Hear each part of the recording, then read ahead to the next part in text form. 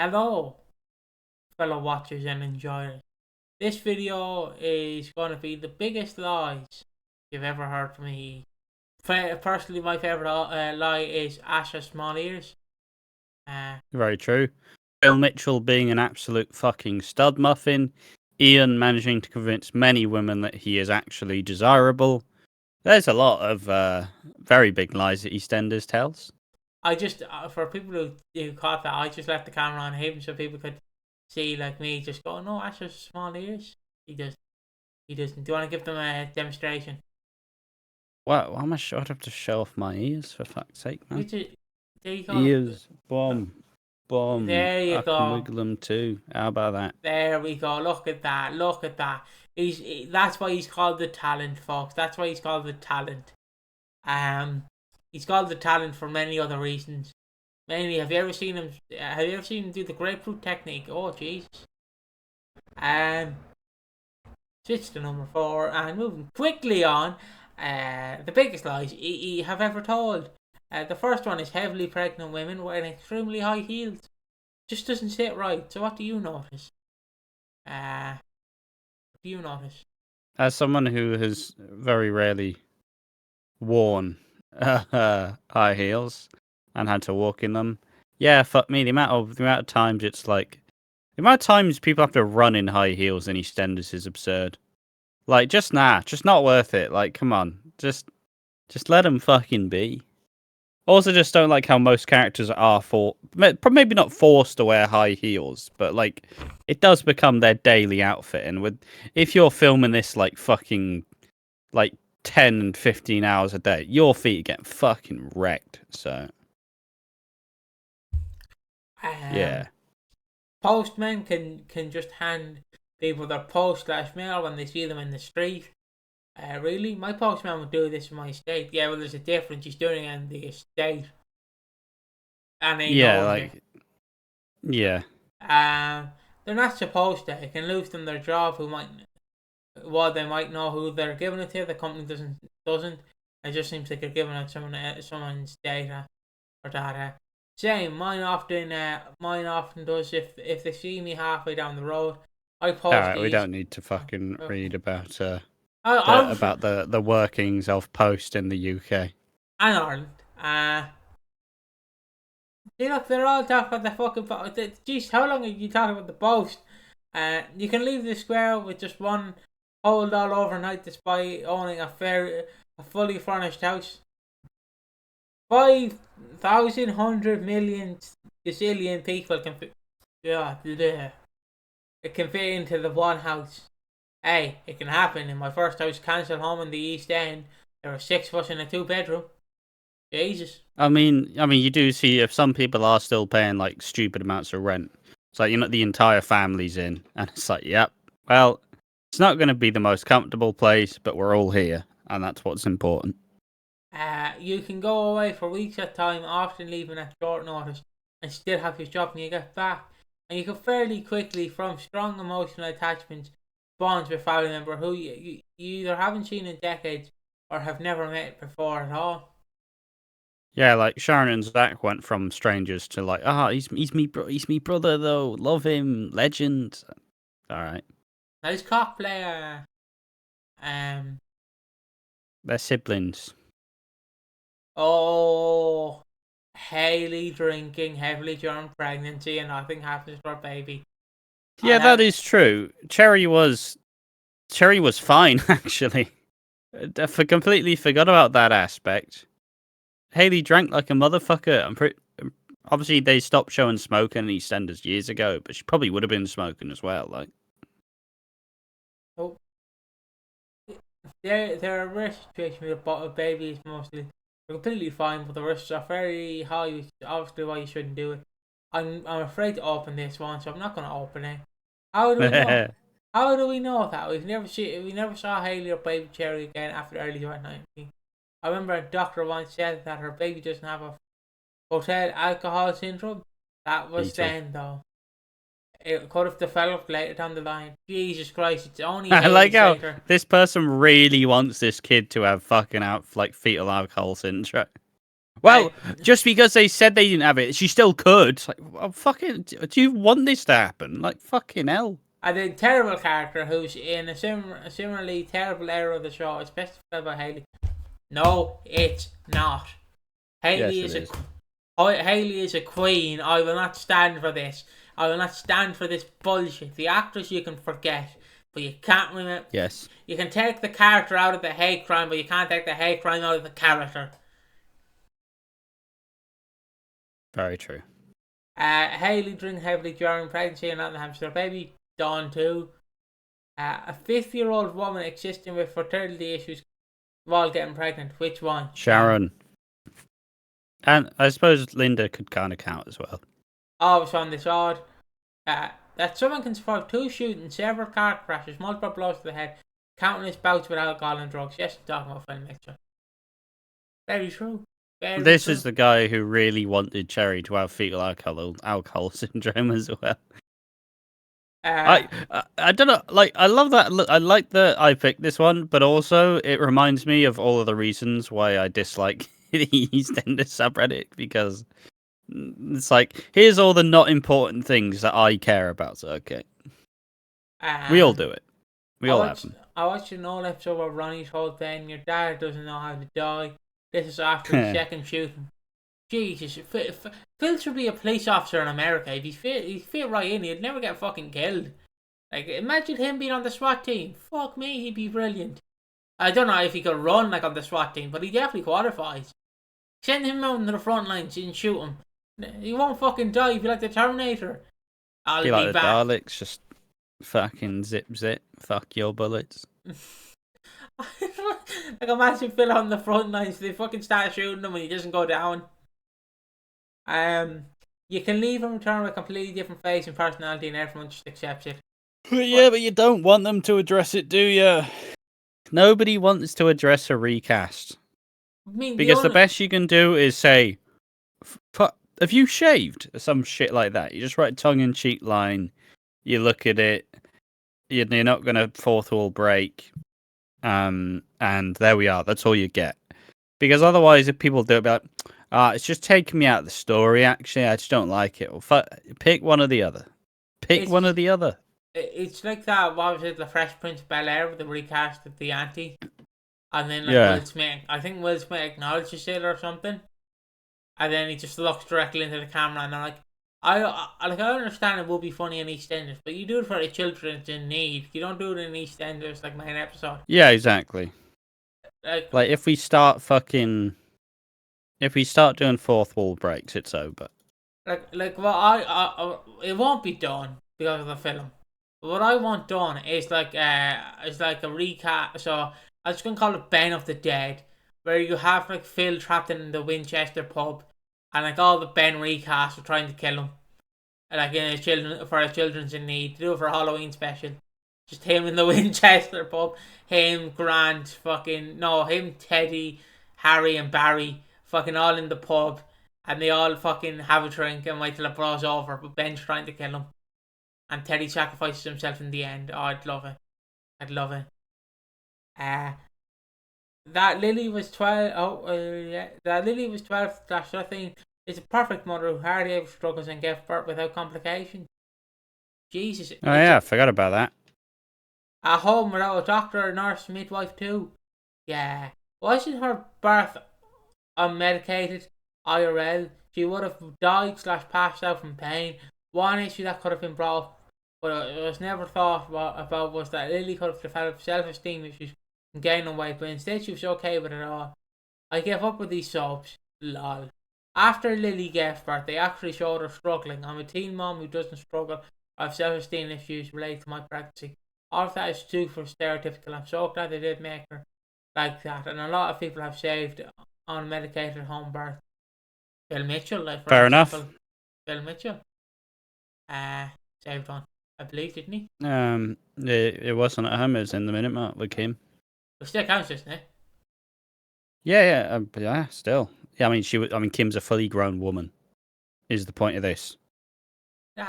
Point is this: is a 12, 13-year-old giving birth.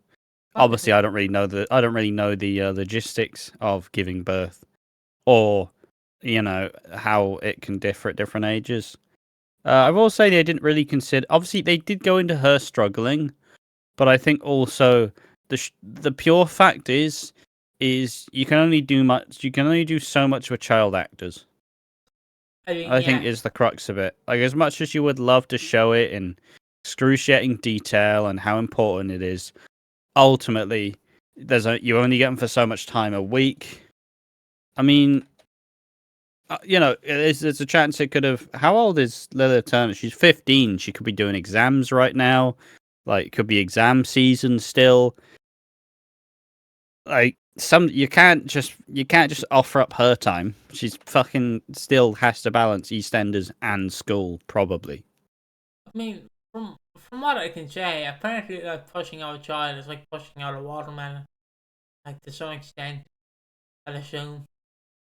Where'd you get that from? Found it online. Read an article by the Daily Star. So they Daily Stone.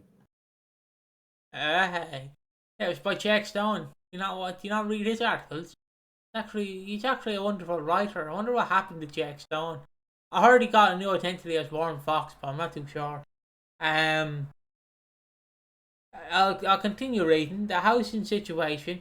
Homes that expand infinitely in size and someone needs to move in. No one is a rundown old bedsit anymore. You're diagnosed. Yeah, I will say the homes in EastEnders don't really make too much sense. Like, as much as, like, I don't know, the difference between this and back in the 80s, a lot of the houses will have been redeveloped for sure.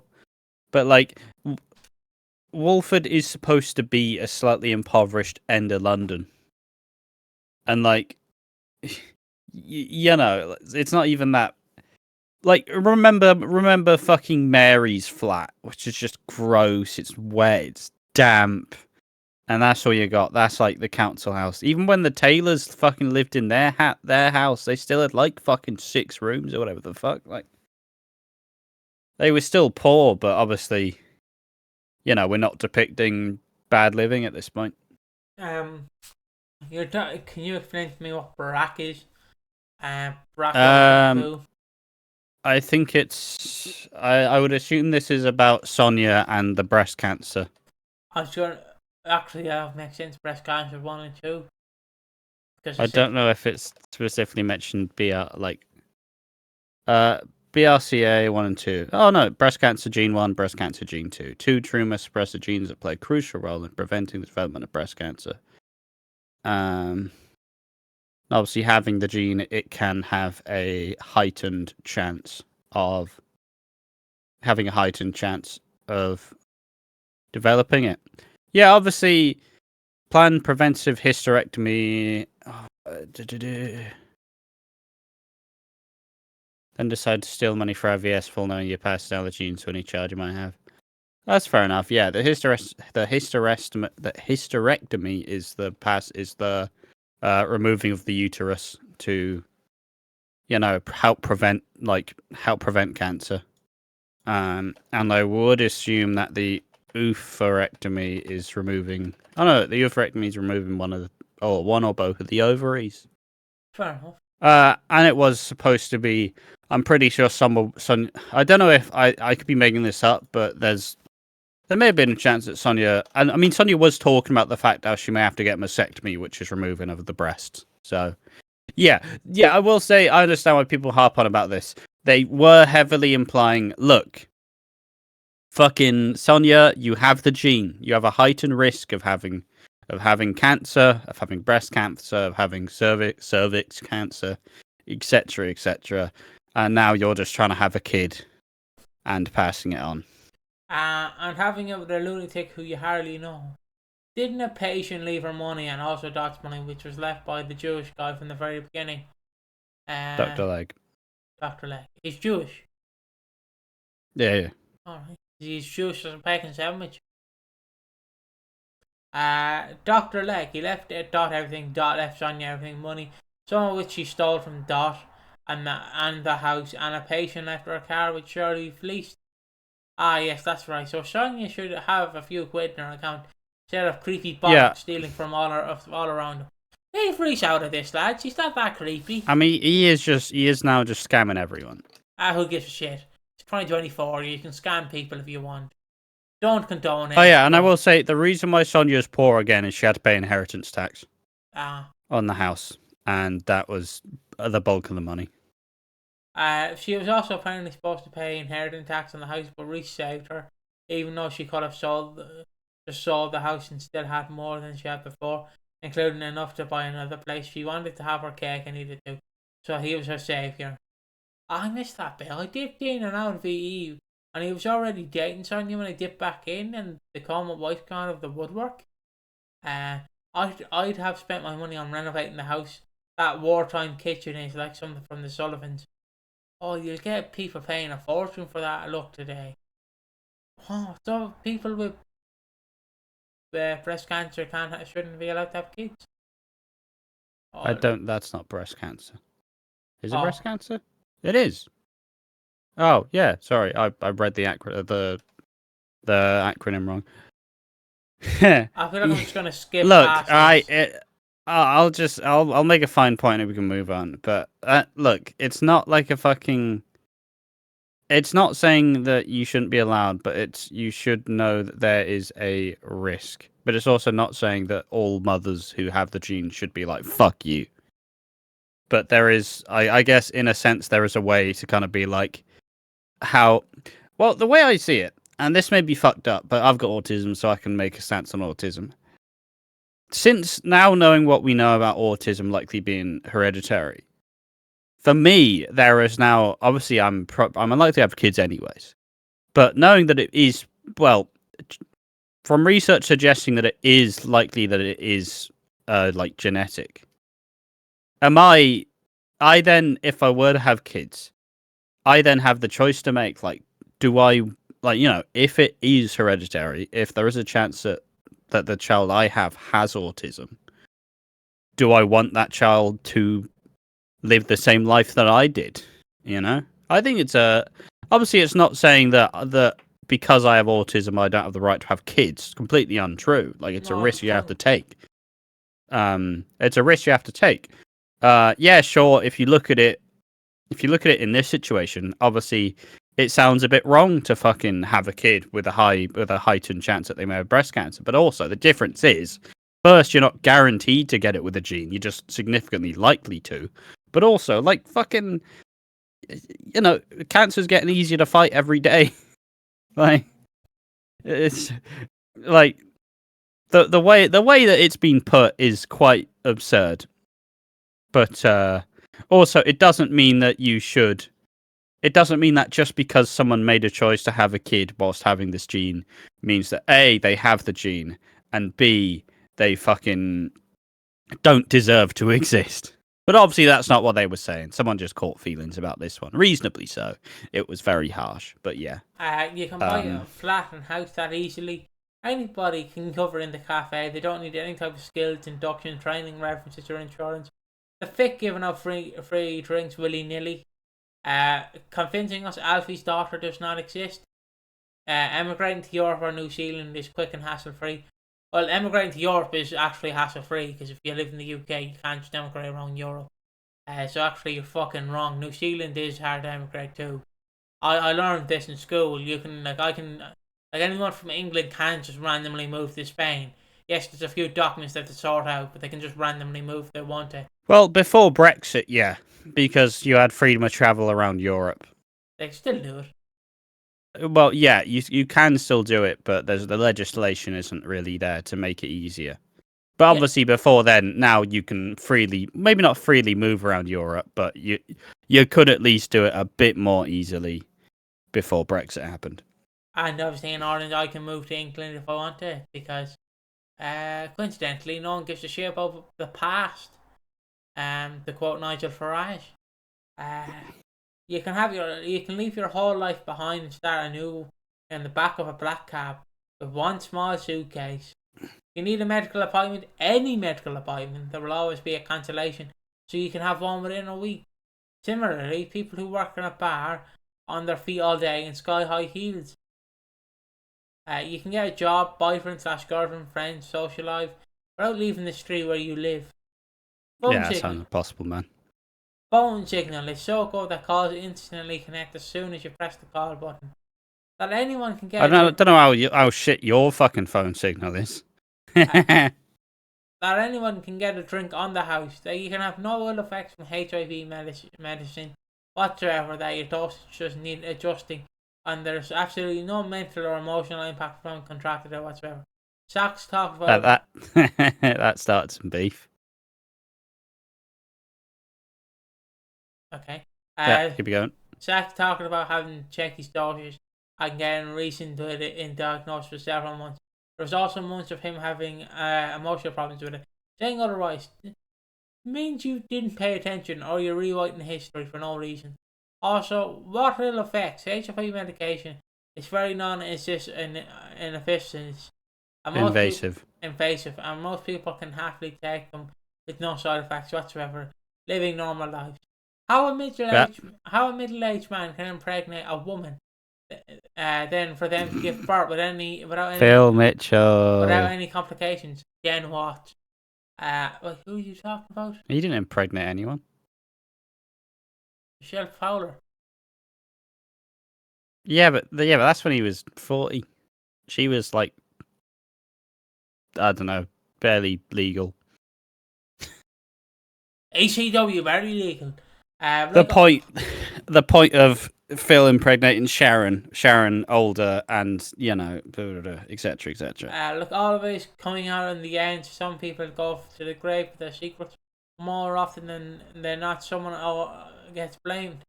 Someone else gets blamed. They also now have each other's phone numbers. Denise, work coach, handing out free biscuits. Yeah, I'd never received free biscuits from my work coach.